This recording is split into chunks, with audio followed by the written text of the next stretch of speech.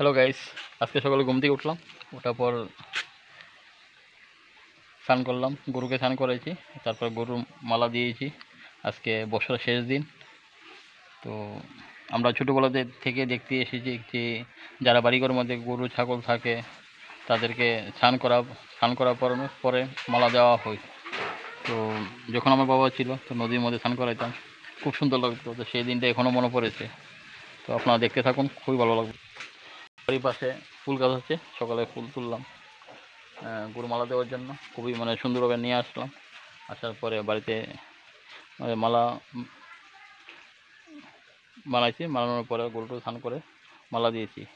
তো দেখেন, আমাদের বাঙালিদের মধ্যে অনেক নিয়ম আছে, নিয়মগুলো পালন করা হয়। আর বর্ষার শেষ দিন, আর যারা আছেন তারা অবশ্যই দেখবেন। দেখে যারা যারা বাঙালি আছে, গরু ছাগল আছে, তারা অবশ্যই জানে যে কীভাবে স্নান করা হয়। আর যারা জানেন না তারা আমার ভিডিও দেখে জানতে পারবেন। এখন আপনাদের দেখাচ্ছি আজকের দিনটা, খুবই দারুণ। তো অনেকে বাড়িঘরের মধ্যে চিরামুড়ি খা, অনেকে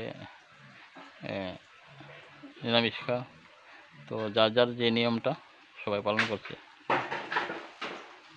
তো থ্যাংক ইউ।